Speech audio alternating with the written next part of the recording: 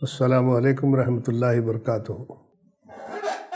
آپ سب جانتے ہیں کہ ہندوستان میں وقف ترمیمی بل کو مرکزی حکومت نے لا کر ایک وبال سا سارے ہندوستان میں مچا ہوا ہے، اور کروڑوں کی تعداد میں مسلمانوں نے، اس ملک کے بیرون ممالک کے مسلمانوں نے بھی ای میل کے ذریعے اپنا احتجاج جے پی سی کو کیا گیا ہے۔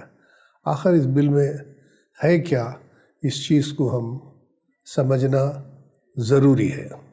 یہ جو وقف ترمیمی بل آیا ہے، اس سے پہلے جو ایگزسٹنگ قانون تھا 1990 پر 5 کا قانون ہے، اور 2013 میں اس کی ترمیم کی گئی تھی۔ اس کا جو ڈیفینیشن ہے، تعریف کی گئی ہے، اس تعریف میں سیکشن 3R میں وقف کی تعریف بیان کی گئی ہے۔ اس میں کچھ ترمیمات مرکزی حکومت نے کیے ہیں۔ اس میں وقف کی اراضی کو وقف کرنے کا اختیار مسلمانوں اور غیر مسلموں کو بھی تھا، کیونکہ ان اوقاف میں بالخصوص درگاہوں میں مسلمانوں سے بھی زیادہ تعداد میں محرم منائے جانے والے پنجے وغیرہ بٹھانے کی جگہوں کو اکثر غیر مسلم لوگ ہی اس میں شامل ہوا کرتے ہیں، اور ان اوقاف میں ان کا حصہ بھی ہے۔ مسجدوں وغیرہ میں بھی آ کر غیر مسلم کے لوگ اپنے بچوں کی دعائیں لینے کی خاطر آیا کرنے کا رواج ہندوستان میں ازل سے ہے۔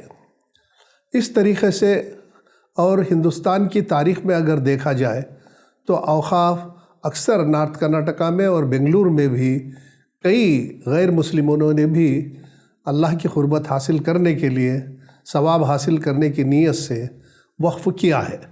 یہ ہمارے ہندوستان کی تہذیب اور بھائی چارگی کی ایک علامت ہے۔ اس علامت کو حکومت ترمیمات لا کر صرف مسلمانوں کے لیے مختص کر دیا گیا ہے۔ یہ بھی ایک بات وہاں لکھی گئی ہے کہ مسلمان بھی مسلمان ہونے کے بعد 5 سال کے عرصے تک وہ وقف نہیں کر سکتا۔ حالانکہ جب کوئی انسان اسلام قبول کرتا ہے، اس پر سارے فرائض اور واجبات اسی وقت واجب ہو جاتے ہیں، اور یہ اس کو آبلیگیٹری ہو جاتا ہے کہ نماز اور زکوٰۃ اور صدقات کے ساتھ وہ وقف بھی کرنے کا حق رکھتا ہے۔ یہ جو چیز ترمیمات کی گئی ہیں، یہ سراسر آئین میں دیے گئے تحفظات کے، بالخصوص اقلیتوں کو دیے گئے ریلیجیس فریڈم، مذہبی تحفظات کے خلاف نظر آتی ہے۔ دوسری ایک اور شق اس میں یہ تھی کہ وقف بائی یوزر تھا۔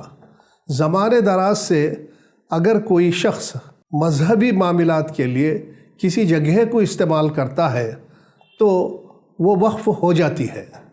یہ صرف مسلمانوں کے لیے ہی نہیں ہے، ہندوستان کے ہر شہری کو لمیٹیشن ایکٹ 1963 کے موافق جب ایڈورس پوزیشن کے ساتھ اگر کوئی قابض رہتا ہے، اس کو کوئی جاننے کے باوجود بھی اسے نکالا نہیں جاتا، ایک قسم کا امپلائیڈ سینکشن اس کو دے دیا جاتا ہے، تو ہندوستان کا ہر شہری اس قانون کے تحت ہے، جو زمینات پر قابض رہنے کے بعد عرصے دراز تک وہ اپنی زمین ہونے کے لیے سول کورٹس میں اپنا حق حاصل کرنے کی ضابطہ ہے۔ اسی ضابطے کے موافق وقف قوانین میں وقف بائی یوزر کا پراویژن لایا گیا تھا۔ اس کو نکال دینا ایک اقلیتوں کو ایک ڈسکریمنیٹ طریقے سے مختلف انداز میں کسی قوم کو بنا دینے کے مترادف ہے، اور یہ مسلمانوں کو قابل قبول نہیں ہے۔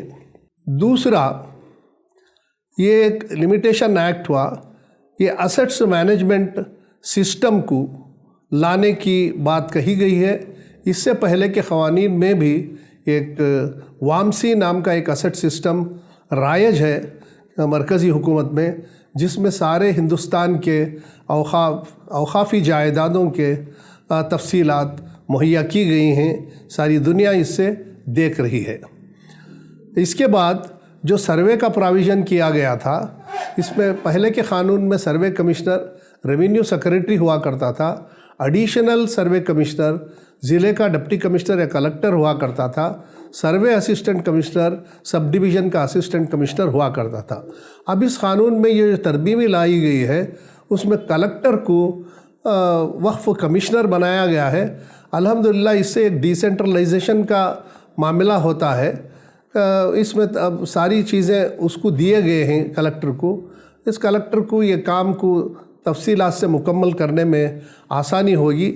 الحمدللہ یہ ایک ترمیم قابل قبول ہے۔ دوسری بات، ہندوستان کے وقف ایکٹ میں پہلے 1954 میں ہر 20 سال کے عرصے میں ایک مرتبہ سروے کروانا ضروری قرار دیا گیا تھا۔ 2013 کے ترمیمات میں یہ سروے کا ڈیوریشن 20 سال سے 10 سال تک کو محدود کیا گیا۔ ہر 10 سال میں اوقافی زمینات کا سروے کرنا ضروری ہے، کیونکہ ہر دن مسلمان آپ نے جب بھی کوئی 4 گھر کسی شہر میں بس جاتے ہیں تو وہاں ایک مسجد بنانے کی مسلمان سوچتا ہے اور مسجد بنانے میں کامیاب ہو جاتا ہے۔ اس طرح سے وقف بورڈ میں مسجدوں کا سلسلہ اور دوسرے اداروں کا سلسلہ رجسٹریشن کرنا جاری رہتا ہے۔ اس طریقے سے اس کو نوٹیفائی کرنے کے لیے، گیزٹ میں لانے کے لیے، سروے کر کے ان کا میوٹیشن کر کے کھاتہ وغیرہ کروانے کے لیے سروے کرنا پیریاڈیکلی ضروری ہے، بہت ضروری ہے۔ یہ جو شق ہے سب سیکشن 6 میں subsequent survey and second survey کے شق کو اومٹ کر دیا گیا ہے، نکال دیا گیا ہے۔ ایسا کر دیا گیا ہے کہ جیسے اس کے بعد کوئی قسم کا اجتماعی طریقے کا سروے ہوتا ہی نہیں ہندوستان میں۔ جو بھی سروے کرنا ہے کلکٹر کی طرف سے، تو جیسا آپ ایک کسی جائیداد کو حاصل کرتے ہیں، وہ اس کا کھاتہ ہونے کے بعد ADLR کے پاس جو سروے ہوتا ہے، اس طریقے سے انڈیویجول پارٹ بائی پارٹ ایک ایک پراپرٹی کا سروے ہونے کا جواز اس سے نکلتے آتا ہے۔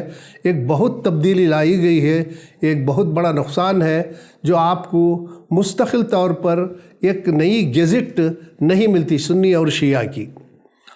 دوسری ایک جو بات ہے، اس سے ہمیں اس حق کو حاصل کرنا بے حد ضروری ہے۔ آپ دوسرا ایک سینٹرل وقف کونسل جو سپرویژن کرتی ہے سارے ہندوستان میں اوقاف کی، اوقاف کے بورڈوں کی، اسی طرح سے وقف بورڈ میں کمپوزیشن ریاستی وقف بورڈ کا ہے جو سیکشن 14 میں کیا جاتا ہے۔ اس میں کچھ ترمیمات آئے ہیں۔ پہلے جو 2 MP اور 2 not more than 2 اور 2 MLA اس طرح سے ہوا کرتے تھے، اب اس کو ایک ایک کر دیا گیا ہے۔ آغا خانی اور دوسرے سارے مذہب کے جتنے بھی لوگ ہیں، ڈینامینیشنس ہیں، ان کے سارے ایک ممبر کا بنوانا ضروری کرتے ہوئے 2 عورتوں کو اس میں جواز رکھا گیا ہے سینٹرل وقف کونسل اور اسٹیٹ وقف بورڈ میں۔ اور اس کے ساتھ لازماً 2 لوگوں کو نان مسلم لوگوں کو جو غیر مسلم ہیں، ان لوگوں کو ممبر بنانے کا جواز رکھا گیا ہے۔ لازماً 2 ہیں۔ اور سب سیکشن C کے اندر صرف گرام پنچایت ممبر، منسپالٹی کے ممبر اور ریلیجیس اسکالر اور متولی، یہ چاروں کو مسلمان لکھا گیا ہے۔ باقی کے سارے ممبروں کو یہ مسلمان لفظ نہیں ہے۔ اس سے ایسا لگتا ہے کہ 11 ممبر کے وقف بورڈ میں 4 کے سوائے 7 لوگ غیر مسلم آنے کا جواز ہے اس میں۔ یہ جو ہماری جائیدادیں ہیں، ہمارے مذہبی جائیدادوں کو ہمیں چلانا، مینٹین کرنا، اس میں ہمارا ایک آئینی حق ہے۔ آئین میں اقلیتوں کے لیے، ریلیجیس فریڈم کے لیے ایک فنڈامنٹل رائٹ بنا کر سب کو یہ حقوق دیے گئے ہیں۔ یہ جو ترمیمات ہیں ان آئینی حقوق کی خلاف ورزی کرتے ہیں۔ اس کو ہم شدت کے ساتھ اس سے پھر سے حاصل کرنے کی کوشش کرنے کی ضرورت ہے۔ جہاں تک اوقافی زمینات کا رجسٹریشن کرنے کا سوال ہے، پہلے جب رجسٹریشن وقف بورڈ کو عرضی دی جاتی تھی، وہ عرضی کے ساتھ وہاں کے وقف کے افسران جو ضلع کے افسران ہیں، ان سے تحقیقات کروانے کے بعد ایک پبلک نوٹس دیا جاتا تھا وقف بورڈ کی طرف سے، اور وہاں سے یہ اعتراضات حاصل کرنے کے بعد اگر کوئی اعتراضات نہ ہو تو اس کو وقف جائیداد سمجھ کر اس کا رجسٹریشن کر دیا جاتا تھا۔ اب یہ ترمیمات میں اس طرح سے طریقہ کار بنایا گیا ہے کہ یہ جو بھی اپلیکیشن رجسٹریشن کا وقف بورڈ کو آئے گا اسے ضلع کے ڈپٹی کمشنر کو تحقیقات کے لیے دینا ہوگا، اور وہاں کوئی میعاد نہیں رکھی گئی ہے ڈپٹی کمشنر کو کہ اتنے دنوں میں اس کا رپورٹ دیا جائے، لیکن ڈپٹی کمشنر یہ جو اپلیکیشن آنے کے بعد وہ دوسرے ریونیو افسران جو ہیں گراس روٹ لیول کے ان کو بھیجے گا، اس کا ایک عرصے تک یہ رجسٹریشن رک جائے گا، اور مینڈیٹری طریقے سے جلد سے جلد اس کا رجسٹریشن ہونے کے توقعات اب نہیں رہے ہیں۔ اور اگر کوئی اس میں گورنمنٹ کی لینڈ ہے تو اس کی تحقیقات کر کے وہ ڈپٹی کمشنر دے سکتا ہے، لیکن اس کو دینا اس کے ہمارے رجسٹریشن کے طریقہ کار میں ایک بہت بڑا امپیڈمنٹ ہے اور ایک حائل ہو چکا ہے۔ اب دوسری ایک بہت بڑا پراویژن ایسا ہے کہ اس میں کہا گیا ہے کہ وقف امینڈمنٹ بل 2024 نافذ ہونے کے دن سے 6 مہینے کے اندر وہ جو ایکسیس مینجمنٹ ہے اس اسسمنٹ مینجمنٹ میں ہر متولی کو چاہیے کہ وہ اپنے زمینات کا اوقافی زمینات کے سارے تفصیلات کو اس میں اپلوڈ کرنا ہے۔ جو متولی اس پہ اپلوڈ نہیں کرے گا اس کو 6 مہینے تک کی سزا کا جواز ہے، اور منیمم 20,000 روپے فائن سے لے کر 1 لاکھ روپے تک فائن کا بھی اس میں جواز رکھا گیا ہے۔ یہ شاید حکومت کو پتہ نہیں ہے کہ ایک ریلیجیس ڈیوٹی ہے، ایک مذہبی کام کرنے والا متولی ہے، وہ اپنی بے خلوص خدمات انجام دیتا ہے، نہ حکومت کی طرف سے، نہ بورڈ کی طرف سے، نہ ہی ادارے کی طرف سے متولیان ائمہ اکرام کو کسی قسم کی اجرت دی جاتی ہے، وہ بے لوث خدمت کرتے ہیں۔ اس معمولی سے اپلوڈ نہ کرنے کے عوض میں 6 سال کی 6 مہینوں کی سزا دے دینا اور اس پہ 1 لاکھ تک کا جرمانہ عائد کر دینا، یہ سراست ایک ڈرکانین قانون نظر آتا ہے، اور اس کی سختی سے سارے ہندوستان کے شہریوں کو مخالفت کرنے کی ضرورت ہے۔ ایک دوسری ایک اہم شق اس میں لائی گئی ہے کہ سرکاری زمینات کے جتنے بھی پراپرٹیز رجسٹرڈ اور نوٹیفائڈ ہو چکے ہیں وقف بورڈ میں، یہ سارے یہ قانون جاری نافذ ہونے کے دن سے ڈیمڈ ناٹ ٹو بی وقف قرار دیا گیا ہے، یہ اسٹیچوٹ میں ہی قرار دے دیا گیا ہے۔ یہ ایک بہت ہی سخت قانون ہے، اس سے ڈپٹی کمشنر کو یہ جواز دیا گیا ہے، اختیار دیا گیا ہے کہ وہ سارے زمینات کا جو اپلوڈ کیا جاتا ہے وہ تحقیقات کرے، اگر اس میں سرکاری زمینیں اگر ہیں، اگر وہ تحقیق کے بعد وہ پتہ لگتا ہے کہ یہ سرکاری زمینیں ہیں تو اس کا کھاتہ اور ٹائٹل سرکار کے نام سے چینج کرنے کے بعد حکومت کو تفصیلات پروپوزل پیش کرے۔ حکومت اس کے ڈپٹی کمشنر کے رپورٹ آنے کے بعد وہ وقف بورڈ کو یہ ڈائریکشن دے گی کہ اپنی کتاب الاوقاف اور دوسرے نوٹیفیکیشن کو ڈی نوٹیفائی کر کے یہ رجسٹریشن کے داخلوں میں سے ان سب کو وقف سے نکالنے کا جواز رکھا گیا ہے۔ یہ بہت ہی سخت ہے، یہ ایک ایسا قانون ہے جس سے ڈپٹی کمشنر اگر چاہے تو اس کو اختیار ہے کہ جو مسجدیں بنی گئی ہیں سرکاری زمینات پر، ان زمینوں پر جب تک کہ تحقیقات ختم نہ ہو جائے اس میں نماز کو نہ جانے بند رکھنے کی بھی تاکید دینے کا اختیار ہے۔ وہ اگر اچھے افسران ہیں تو وہ تحقیق ختم کرنے کے بعد اس کے پوزیشن لے سکتے ہیں، اور جو اچھے افسران نہیں ہیں وہ ہر قسم کے ہتھ کنڈے اپنا کر مسلمانوں کو ستانے کی، اذیت پہنچانے کی کوشش کرنے کا اختیار وہاں رکھا گیا ہے۔ یہ ایسا معاملہ ہے جس طریقے سے تسبس کا ماحول تھا ایودھیا میں اور متھرا میں، جیسے سارے ہندوستان کے گلی کوچوں میں اس قسم کا ماحول پیدا ہوگا، ایک افراتفری کا ماحول ہوگا، لا اینڈ آرڈر کا ماحول ہوگا، اور یہاں کی بھائی چارگی اور سالمت کے لیے ایک شدید خطرہ ثابت ہوگا۔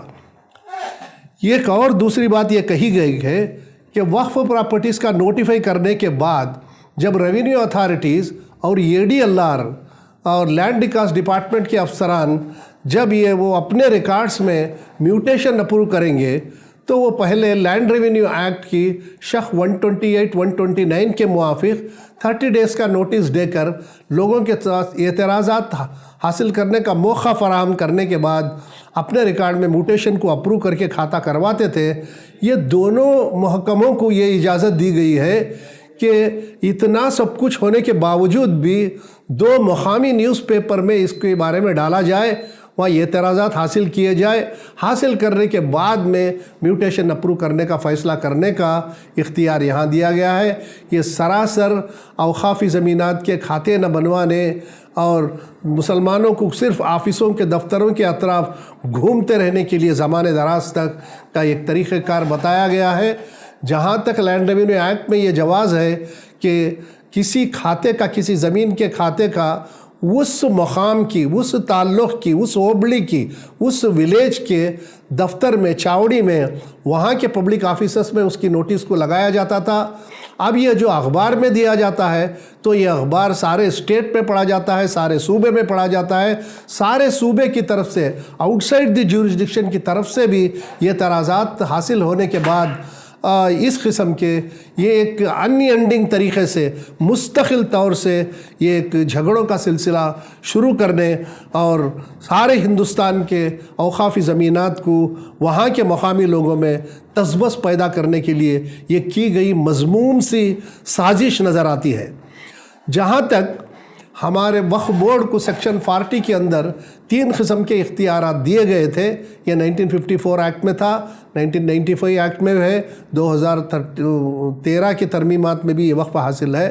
وقف کو یہ جواز ہے کہ اگر وہ کسی زمین یا پرائیویٹ ہو یا سرکاری زمین ہو، اگر اس میں یہ دلائل ہیں کہ وہ وقف ہے تو اس کو انکوائری کر کے ایک ریزنیبل طریقے سے انکوائری کرنے کے بعد اس زمین کو وقف سمجھنے کا اس کو اختیار دیا گیا ہے۔ دوسری بات یہ ہے کہ اگر کسی زمین میں ایک تضاد ہے کہ یہ زمین کا پورشن یہ شیعہ ہے یا سنی کا ہے تو اس کو بھی سیٹل کرنے کا انکوائری کرنے کے بعد اختیارات بورڈ کو ہیں۔ تیسری شق یہ ہے کہ اس میں اگر سوسائٹیز رجسٹریشن ایکٹ کے موافق کیے گئے اوقاف اور انڈین ٹرسٹ ایکٹ 1886 کے موافق کیے گئے اوقاف میں اگر ان اداروں میں مذہبی مساجد اگر ہیں تو وہ بورڈ کو یہ اختیار دیا گیا تھا کہ آپ اس پر نوٹس دے کر انکوائری کرنے کے بعد اس کو وقف کی تحویل میں لے کر وقف ایکٹ کے دائرے کے اندر لانے کا اختیار دیا گیا تھا۔ یہ تینوں قسم کے اختیاروں کو اس امینڈمنٹ میں، ترمیم میں نکال دیا گیا ہے، وومٹ کر دیا گیا ہے۔ نہ اس کا متبادل کوئی پراویژن بھی نہیں بنایا گیا ہے کہ اس قسم کے حالات کو نپٹنے کس طرح سے نپٹا جائے۔ اب بچی وقف کہنے والی اگر کوئی اختیار حاصل کرنے والی ادارہ ہے تو وہ وقف ٹریبونل ہے۔ ٹریبونل، یہ جو ٹریبونل تھی وقف کی ٹریبونل، اس قسم کے سارے مذاہب کے لوگوں کے لیے، جیسے سکھوں کے لیے بھی ان کے جائیدادوں کے لیے بھی ٹریبونل ہے، حکومت کے کئی اداروں میں ٹریبونلز ہیں، وہ سارے ٹریبونل میں یہ کہا گیا ہے کہ وہ فائنل ہے۔ وہ فائنل ہونے کے بعد اس کا مطلب یہ نہیں کہ کوئی بھی ناانصافی اگر اس سے ہوئی ہے تو وہ رٹ جورسڈکشن کو اختیار کر سکتا ہے، سپریم کورٹ تک جانے کا حق حاصل رہتا ہے۔ اس طرح رہنے کے باوجود بھی یہ جو فائنالٹی دی گئی تھی، ایک مقدم کہا گیا تھا اس کے آرڈر کو، اس کو وومٹ کر دیا گیا ہے۔ اس وومٹ کرنے سے مسلمان ساری اوقافی زمینات کے بارے میں الجھتے جائیں گے، زمانے دراز تک کورٹوں میں لٹیگیشن کے اندر ہو جائیں گے۔ دوسری ایک بات، یہ جو ٹریبونل جو ملٹی ممبر ٹریبونل بنائی گئی تھی 2013 کے قانون میں ترمیمات کے اندر، اس میں ایک محمد اللہ کے جاننے والے آدمی کو رکھا گیا تھا ممبر بنا کر، اور ایک not below the rank of additional district magistrate, ایک KAS افسر کو وہاں رکھا گیا تھا، اور اس کا ڈسٹرکٹ جج، سیشن جج اس کا چیئرمین رہا کرتا تھا۔ اب کی جو ترمیمات میں ہیں وہ محمد اللہ جاننے والا جو شخص تھا ممبر بن رہا تھا، اس ممبر کو نکال دیا گیا ہے، اور جو دوسرا ممبر ہے اس کو جوائنٹ سیکریٹری کے لیول کا افسر کو بنایا گیا ہے، اور یہ جو ٹریبونل میں رہیں گے اور ان کی میعاد بھی 5 سال تک محدود کر دی گئی ہے. اگر ان کی عمر 62 سال تک ہو جائے تو ان کو ریٹائر ہونا جواز قرار. الحمد وہ ٹھیک ہے، لیکن ہم چاہتے ہیں کہ جو بھی افسران وہاں ٹریبونل میں رہیں گے، وہ ٹریبونل میں رہنے والے افسران کو یہ جانکاری محمدن لا کی ہونا ضروری ہے. اور جو بھی ڈاکیومنٹ وقف کے ریلیٹڈ آتے ہیں، اور جو ڈاکیومنٹ ہیں، پرانے ڈاکیومنٹ، وہ عربی میں ہیں، اردو میں ہیں، فارسی میں ہیں، ان کی سمجھ رکھنے والا، سوجھ بوجھ رکھنے والا، اور مسلم محمدن لا کے اور مسلم کے اوقاف پرسنل لا کی ایک باریکیوں کی سمجھ بوجھ رکھنے والا انسان کا ٹریبونل کے اندر رہنا ضروری ہے. ہمیں یہ قابل قبول نہیں ہے. دوسری بات، جہاں تک وقف بورڈ کا سوال ہے، جتنے بھی وقف بورڈ اور کارپوریشنز ہیں، ان کے لیے ریاستی حکومت کی طرف سے کسی قسم کی مالی امداد نہیں دی جاتی. وہ اپنے آپ میں انکم جنریٹ کرنے کے بعد وہ اپنے اداروں کو چلانے کا اختیار رہتا ہے. اس طرح سے 7% کنٹریبیوشن 1990 پر 5 کے قانون میں بنایا گیا. 1954 کے قانون میں وہ الگ 5% کا قانون تھا. اب جو جائیدادوں کی ریٹس بڑھ چکے ہیں اور اخراجات بھی زیادہ ہو چکے ہیں، وقف بورڈ میں جو عملہ ہے ان کے سیلریز وغیرہ، ان کے پینشن بھی دینا ضروری ہے. جہاں تک ریاست کرناٹک کا سوال ہے، 7% کنٹریبیوشن سے 7 کروڑ روپے سالانہ حصول وقف بورڈ کو ہوتا ہے، لیکن وہاں کے اخراجات سالانہ کم سے کم 14 کروڑ روپے ہے. حکومت کی طرف سے وقف بورڈ اس کا محتاج ہے. حکومت کا وہ اپنے قدموں پر ٹھہرے، ثابت قدم رہے، اور ان کے روزینہ پروگرامز کو چلانے سے قاصر رہے گا. اس لیے میں اپیل کرتا ہوں مرکزی حکومت سے اور جوائنٹ پارلیمنٹری کمیٹی سے کم سے کم 10% انکم جو ہے اداروں کی، اسے یہ مختص کیا جائے. اس میں سے 1% سینٹرل وقف کونسل کو دے کر 9% سے کے انکم سے یہ وقف بورڈ کو چلانے میں آزادی حاصل ہوگی اور ایک مستحکم ادارہ بن پائے گا. یہ جو سیکشن 52 میں غیر قانونی طریقے سے وقف کی جائیدادوں کو بیچ دیا جاتا ہے، ایسے قوانین کو ٹریبونل کا آرڈر لینے کے بعد، ڈپٹی کمشنر کی طرف سے بھی لینے کے بعد، یہ ایک پیونیٹیو پروویژن رکھا گیا تھا کہ اس شخص کو ریگرس پنشمنٹ دیا جائے اور اس افینس کو کاگنیزبل افینس مانا جائے، اور یہ افینس کو، کرمنل افینس کو جانچ کر کے سزا دینے کا اختیار ڈسٹرکٹ کی فرسٹ کلاس میجسٹریٹ کو دیا گیا تھا 2013 کے قانون میں. یہ جو تینوں سزائیں ہیں، یہ جو تینوں طریقہ کار ہیں، CRPC کے موافق جو تھے، اس کو اومٹ کر دیا گیا ہے. اس سے ایک قسم کی کھلی چھوٹ دے دی گئی ہے کہ اوقافی جائیدادوں کو غیر قانونی طریقے سے بیچا جائے. یہ بے حد اہم ہے. ان چیزوں کو ہم پھر دوبارہ حاصل کرنا یہ اشد مسلمانوں کی ضرورت ہے. دوسرا، ایک متولی صاحبان کو جو سزائیں دینے کا رکھا گیا ہے، اگر کوئی متولی وقف مینجمنٹ سسٹم میں اپلوڈ نہیں کرتا تو اس کو 6 مہینے کی سزا، 1 لاکھ تک کا جرمانہ دینے کا جو دیا گیا ہے، ایک غیر قانونی طریقے سے ہے، پرنسپلس آف جسٹس کے خلاف ہے. اور یہ جو 2 سال کا ڈسکوالیفیکیشن کو دیا گیا ہے، پہلے کے قانون ہیں، جتنے بھی مساوی قانون ہندوستان میں ہیں، اس میں یہ بتایا گیا ہے کہ جب بھی کسی پر کنوکشن کا آرڈر ہوتا ہے تو اس کا اپیل جانے تک، اسے پارڈن ملنے تک، اس کو ڈسکوالیفائڈ سمجھا نہیں جائے گا کسی ادارے سے. یہاں تک کہ ہمارے ہندوستان کی پارلیمنٹ میں 500 میں 151 MPs کو کنوکشن ہونے کے بعد بھی ان کو ڈسکوالیفائی نہیں کیا گیا. اس قانون میں متولی کو صرف کنوکشن قرار دینے کے فوراً یہ ڈسکوالیفیشن کا جواز حاصل ہو جائے گا. یہ ڈسکوالیفائی کرنے سے پہلے یہ جو سارے قوانین ہیں، یہ قوانین ہمارے ہندوستان کی آئین اور اس میں کیے گئے تحفظات کے سراسر خلاف ہیں اور یہ سارے ہندوستان میں ایک بدنظمی اور ایک لا اینڈ آرڈر پرابلم کو کرنے اور بھائی چارگی کو دھکا پہنچانے کے لیے کی گئی ایک مذموم کوشش ہے۔